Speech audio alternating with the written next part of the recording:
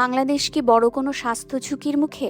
যে রোগকে আমরা প্রায় নির্মূল করে ফেলেছিলাম তা কি আবার ফিরে আসছে ভয়ঙ্কর রূপে? ৬৪টি জেলার মধ্যে ৫৮টিতেই সংক্রমণ। পরিস্থিতি এখন উচ্চ ঝুঁকিপূর্ণ।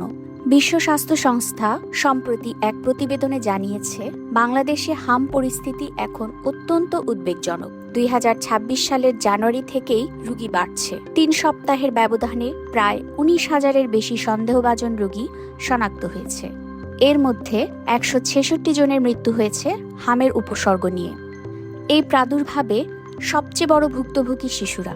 আক্রান্তদের মধ্যে ৮৩%-এরই বয়স ৫ বছরের নিচে। বিশেষ করে ৯ মাসের কম বয়সী শিশুরা, যারা এখনও টিকার আওতায় আসেনি, তারা রয়েছে চরম ঝুঁকিতে।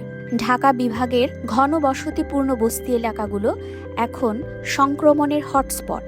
কিন্তু কেন এই পরিস্থিতি? বিশ্ব স্বাস্থ্য সংস্থা বলছে, ২০২৪-২৫ সালে এমআর টিকার জাতীয় পর্যায়ের ঘাটতি এবং নিয়মিত টিকাদানে অবহেলাই এর প্রধান কারণ। জনস্বাস্থ্যবিদদের মতে, এখনই জরুরি স্বাস্থ্য পরিস্থিতি ঘোষণা করে টিকাদান জোরদার করা উচিত। হাম কেবল একটি সাধারণ চর্মরোগ নয়, এটি বাতাসের মাধ্যমে ছড়ায় এবং অত্যন্ত সংক্রামক। উচ্চ জ্বর, সর্দি, চোখ লাল হওয়া এবং শরীরে ফুসকুড়ি এর প্রধান লক্ষণ। অবহেলা করলে এটি নিউমোনিয়া, অন্ধত্ব বা এমনকি মস্তিষ্কের প্রদাহের মতো জটিলতা সৃষ্টি করতে পারে। উদ্বেগের বিষয় হল সীমান্ত ঝুঁকি। মিয়ানমার ও ভারতের সীমান্ত দিয়ে মানুষের যাতায়াত এই সংক্রমণকে আরও ছড়িয়ে দিচ্ছে।